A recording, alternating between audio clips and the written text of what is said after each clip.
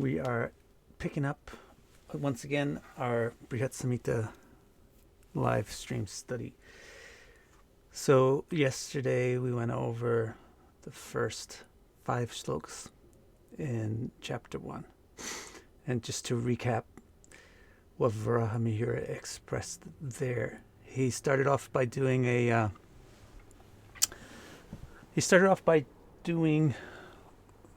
Mangalacharana. It's called Mangalacharana, where you begin your efforts by recognizing and having gratitude towards the things and people that make it possible for you to do that effort. So he glorifies the sun, meaning that showing that the sun is the most important factor in astrology, which is an interesting thing to consider if you even want to think about the zodiac. Then he brings up the issue of his epistemology, which means where he's going to get his knowledge from. This is also interesting because these days we just start talking about astrology without really giving any footnotes as to where we're supposedly getting our information from. But Varahamihira begins by saying that he's going to be following the sages, but not like a parrot.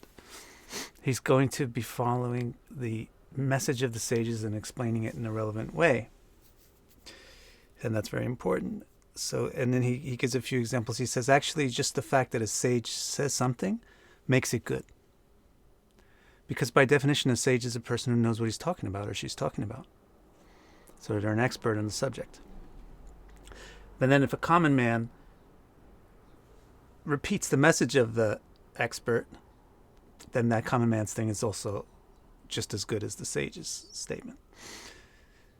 So then he gives an example of it, how people say Tuesdays is not a very auspicious day because it belongs to Mars, and that's the same thing that Brahma said, the originator of the science of astrology. So the statement of the common person saying that Tuesday is not a very auspicious day to do things, to start good activities, is just as good as if Brahma said it, right? Okay, so that's what we covered so far. Next section where we're going to start new, it's actually kind of interesting how he does something like mandatory. And you can tell that he feels like it's just mandatory. What's basically mandatory in any astrology or astronomy section in a Sanskrit text is to start from the point of how the universe was created. But it's very kind of irrelevant to the actual subject of the book, but it's just kind of like a traditional thing that you have to start at that point. Perhaps part of the reason is to also kind of connect the whole science of astrology to some kind of a Vedic background. But for whatever reason, it's kind of like, if I could think of something funny, it's like if you don't wear a suit and tie to a certain restaurant, you don't really get in. In the same way, it's like if you don't start your astrology book about how the universe was created, it doesn't really get past the publishing critics. So anyway, he does this now, but he's going to talk about the creation of the universe, and then he's going to say, let's not talk about this very long because it's not very relevant. So basically, he just summarizes in the 6th sloka, he just summarizes the basic Vedic concept that, I'll give you some of his specific statements too, but he summarizes the basic concept that matter, the material universe, so it's matter, cyclically goes in and out of existence, and so it goes through light and dark phases. Basically, that's why you have everything in the universe has this kind of rhythm of light and dark, day and night. So on a universal scale, there's also this like day and night, and during the day there's things happening, and at night everything is sleeping. So the whole universe, there's this equally long billions of solar years where there's just sleep. Nothing is manifest. Then from that, the first thing that you get is something that the Vedas describe as water, but it's not like a cup of water or water that you get out of your tap. It's called the karna, water, which means it's like a quantum ocean. In other words, and I'm not just throwing out a word to sound like pseudoscience, but it's actually like a quantum ocean because Karna Udak means the ocean of possibility. So the thing which exists in the unmanifest state is simply the potential state of the universe. So that's called the Karnak ocean. And then from it, you get this thing called a womb. And then from this womb, the womb is called the Garbhodaka. And then from the womb, you get the Brahma, a creature, a living creature, who then puts things together. Like starts to actually actively make things happen. All right. Hey, Kaylee. So that's the 6th sloka. It's his mandatory reference to how the universe was created. Then he does this really cool thing actually in the 7th sloka where you can see that Varahamihira is actually a bona fide sage. He actually knows what he's talking about. Again, unlike most people. So, and not only that, he knows stuff outside of his specific discipline in which he's working. That's why they call him a polymath. Varahamihira, the author of this book, is the Indian equivalent to like a Ptolemy type of a person. Or like a Galileo, that kind of a scientific hero. You just haven't heard of him because he's Indian and you don't hear about Indian history when you live in the West. So yeah, he knows a lot about things besides astrology. So listen to what he says in Sloka 7. In Sloka 7, he's going to say there's different points of view amongst sages about what the cause of the universe is. Like, why does the darkness of the unmanifest universe cycle into the manifest universe? Why do people wake up? To put it that way, right? On a cosmic scale, why does the universe wake up? Why isn't it just asleep? Or why is it there at all? So he's going to give one shloka in the book to talking about that, and it's a well-written thing that he says. He says you got different people who answer that question in different ways. First, he refers to Kapila. Kapila is a very important person because he's the founder of a whole school of Vedic philosophy called Sankhya. According to Kapila, there's something called Pradhana, which is this kind of ultimate material entity. Pradhana is what science talks about these days. What do we call it? Cosmologists talk about when they talk about singularity in the universe. The singularity is extremely... Sorry if my picture is rotated on Facebook. I heard that you could do it landscape. Let me see if I can change this easily without destroying the universe. How's that?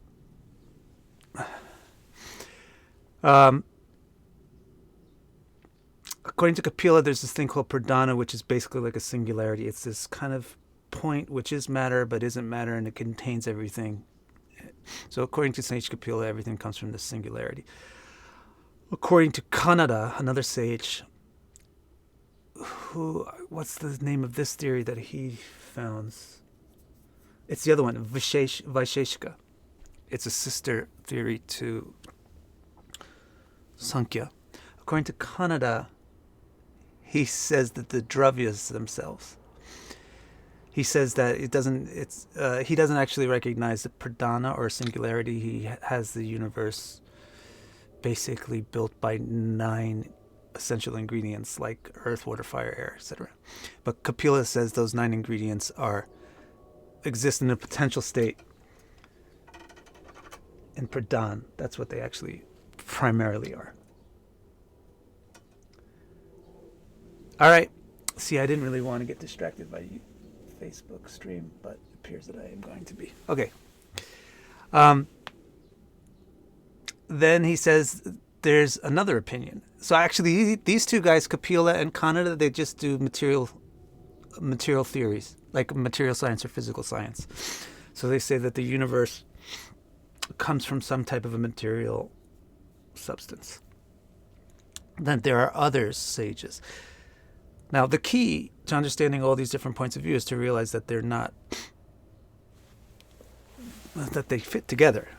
They're just describing different extents. They're describing things to different extents. So there are others, he says, Varahamihira says, who say that the universe was produced and is sustained by the natural and necessary action of substances according to their inherent properties. And those are the Charvakas.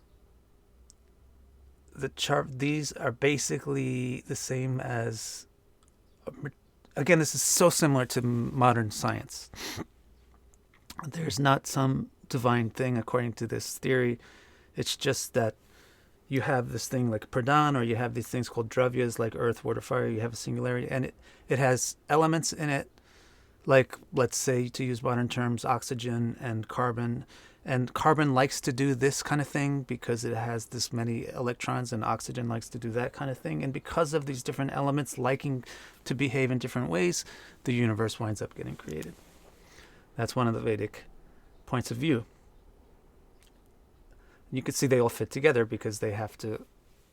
He's talking about the dravyas and the pradhan. But then he says lastly, which means the most complete concept is the concept that actions, which now you probably know that word is going to be karma. So the karma is good and bad of beings are the cause of the universe. This is the most complete one. This is the one that you'll hear Krishna give this opinion in Bhagavad Gita. So that the idea is that people produce things by their will. And because there's will, the will manifests things, and then that will acts on things, and then as a result of acting on things happen. This is very important to mention too. It's not completely irrelevant to astrology, because this is why you get fate. The reason why you get fate is because there's people who perform actions which are either rewardable or punishable according to the way the universe wants to be, and as a result you get things happening back. So here you get in one sloka Varahamihira's summary of a whole bunch of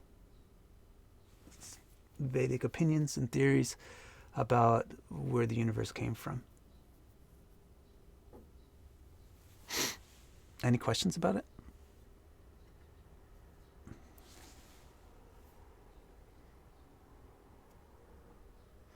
Hi, Monica.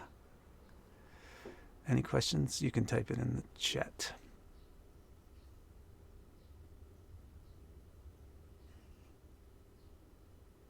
So, Billy, it's not a question that you mentioned, but fate's not the will of the universe. That's the important thing according to the Vedic philosophers and sages.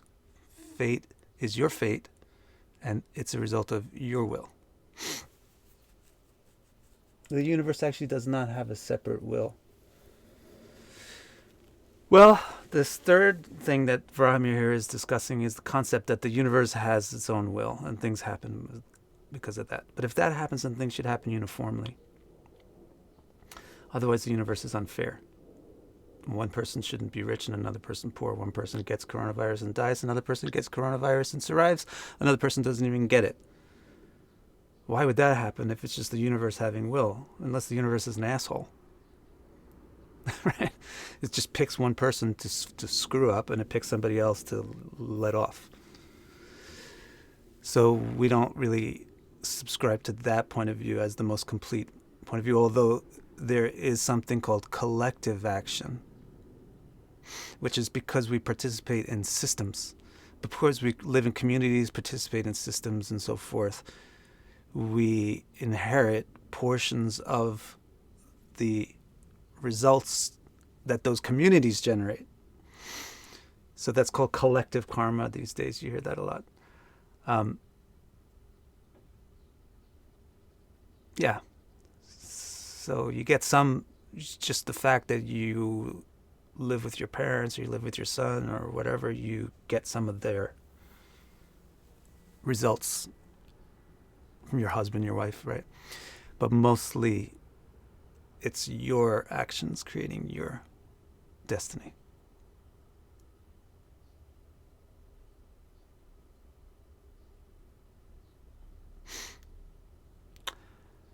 Anil says, so we are here because the Supreme Personality has an original will. Yeah, that's what it actually comes to. All right, now I want to show you the funny thing that Varahamihira says next. Because as I said before, this is sort of mandatory in every astrology book. You have to kind of start your book by talking about where in every astrology book from this classical culture, you have to start your book saying where the universe came from. You're talking about the planets in the universe. Where did they come from? And you're talking about destiny. What is it?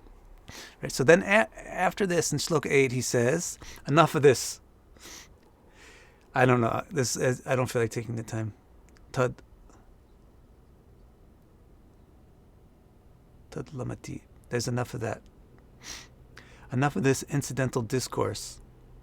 Like, in other words, this isn't really essential to what we need to talk about for astrology. The subject, describes it as huge and opinionated. So it's a very huge and opinionated subject. If we start, he says, if I start talking about this in depth, the discussion is going to go on for a very long time, and it doesn't really avail to us at the present. It's not really that important to what we're trying to talk about right now, which is astrology. So he says, I am now going to treat in a decisive manner the principles of the science of astrology, which he calls Jyotish Shastra, and the ancillary topics. Very interesting. Actually, what I like the most is his ancillary topics. The ancillary topics in this book are super interesting. And the astrology in the book is fantastic. Otherwise, I wouldn't be wanting to review it. But so he says, all right, we did enough of our compulsory discussion of philosophy of the universe and karma. It's done. Now we're going to get on to discussing astrology directly. Then he starts to do it right away, even in his introduction. He's going to give you an overview, and he's going to talk specifically about what kind of astrology he's going to discuss. So in the 9th sloka, he says that, which is a common thing that we commonly know. He gives it slightly different words. He says astrology has 3 branches. You probably know the 3 branches. That's usually we talk about it as astronomy or the calculations. That's one branch of astrology, is the ability to map the sky into different sections, locate the position of the planets in those sections, and locate the position of the horizon in relation to those sections, and then divide the sky from the horizon.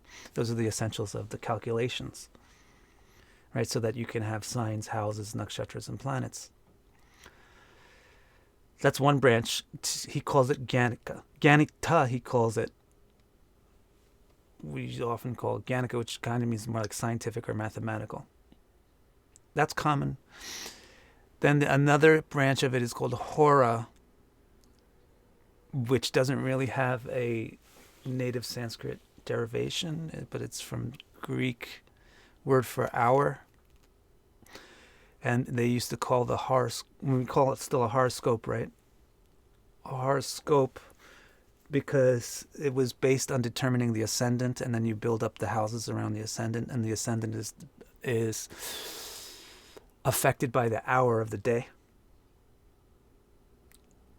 So you got, Ganita, calculations. Then you got Hora, which is affected by the hour of the day, so it's called Hora. But what it really is about is the horoscope, interpretation of the horoscope, the second branch of astrology. So the first branch of astrology is how you calculate things. The second branch of astrology is how you interpret the calculations. And then the third branch, he calls it Sakha.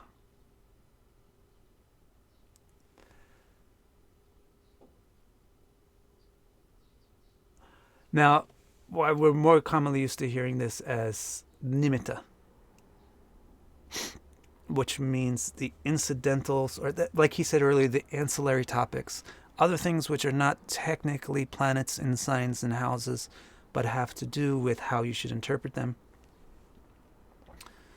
So, the condition prevailing at the time of the reading, the fact that there was recently a volcanic eruption, or the fact that there's a pandemic happening at the time, those different things have to be included in the reading.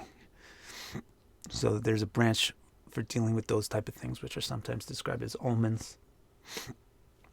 So he says, look, there's 3 branches of astrology, and if you treat all 3 of them together in one book, you can call that samhita. Sum means everything together, like the English word sum. Like the end of your math problem is the samhita, sankirtan, samskrita, samhita.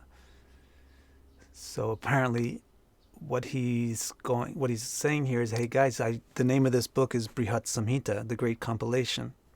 So I'm going to talk about all 3 aspects of astrology: calculations, interpretations, and incidental stuff. Now he says the first section, the Ganita, where the exact movements of the planets and the several signs of the zodiacs are ascertained through mathematical computation, is also known as Tantra. Isn't that cool? You guys like that? Tantra, because Tantra means mechanics. Literally, it means mechanics. Horoscopy is another section, and that can also be called Anga Vinishchaya, which means to figure out where things are located, where the parts are. And that has to do with locating the precisely correct position of the ascendant. And then he says, which doing that is the first step in Jata Karma, the third. So maybe he's divided this a bit differently than I do, than I just explained to you. Because in his explanation, he seems to be saying you've got calculations of the planets in space, and then you've got calculations of the hora. He's saying is the way it relates to the ascendant, which is the horoscope. And then he says the third section, Sakha, is the interpretation of everything. So he's including omens and all that stuff together with interpretation. So what I said originally when we introduced this verse is, like everybody else, he divides astrology into 3 segments, 3 sections, 3 categories, 3 branches, but it's slightly different than the way that we usually rattle it off today. Today you usually rattle it off. There's Ganita, Hora, Ganita, or sometimes they call Jataka, and then they'll call it Nimitta. They'll say there's calculations, interpretations, and omens. He's kind of maybe saying that, or maybe saying it a little different. There's 2 kinds of calculations. One which is just the planets in the sky, and the other is with how it relates to the earth, and then there's the interpretations of it. Now, no, I don't think the coronavirus is the apocalypse. Maybe I'll do a little session on coronavirus, since people are pretty up in arms about it. Now, the 10th sloka, he says, I've already talked about the Ganika stuff, the Ganita stuff, like how to calculate stuff, because he's already written, by the time of writing this book, Brihat Samhita, he had already written Karna Grantha and Pancha Siddhantika. So he had already written a Siddhanta. Generally, the books that are about how you calculate things are called Siddhantas. That's why we have Surya Siddhanta, a very important book. He did Pancha Siddhantika, where he surveyed 5 different Siddhantas, including Surya Siddhanta, and synthesized them all into one. That's what this person, Varahamihira, did. So I think what he's saying here is, look, I've already written separate books about the calculations, which are especially which especially cover the difficult topics about like retrogression, how to calculate the retrogression, when things will retrogress, when go direct, especially from how you get eclipses, how they get close to the sun, etc. When to know when they emerge from the sun and not emerge from the sun. All these like difficult calculations. And he's even said that he's written Brihat Jataka already, because after that he says this, he says, and also the things that are connected with interpreting about the birth, interpreting about the journey, the travels and marriage and everything. He says I've previously described that, so that means he's written Brihat Jataka, which is mostly a book about how to interpret things. So apparently he's writing this one because he really wants to talk about incidental stuff, which I think is his most interesting stuff in this book. Then this will be the last sloka in the first chapter. One more sloka. He says, let's not get distracted by discussions that aren't really on point. And let's not get distracted by talking about where this stuff comes from, where the planets come from, why it's here. He says, let's just deal with the facts about how astrology is done. That's his first chapter. It's a great chapter, right? He just introduces his book. So just to summarize the whole chapter, he says, look, I'm going to write this book about astrology. And look at the sun. The sun is really great. And so I'm offering my respects to the sun because I want to write a book about astrology. And the sun is the king of all the planets, the creator of the universe. Then he says, I'm going to write this book in fidelity to the way the science has been explained by the sages who explained the way Brahma explained the science. Because that's the way to give something of scientific value, is to concur with the authorities on the subject. Then he says, let's talk about where this all comes from, because you're supposed to do that. The universe comes from this, it cycles in and out of existence because of the actions, because of the inherent desire for action, which is present in living beings and even in non-living things. That's the summary of what he said. And then he says, we're not going to get any more philosophical about anything than that. We're going to deal with astrology itself. Astrology has 3 sections. It's the calculations, and the interpretations are different, and then the interpretations can be divided into the interpretations of the chart itself, as well as interpretations of surrounding conditions. I've already talked about the calculations. Oh, and then he says, this book is a Samhita, so I should talk about all 3 things, but I've already discussed the calculations in my other books. And I've already interpretations, but let's get started.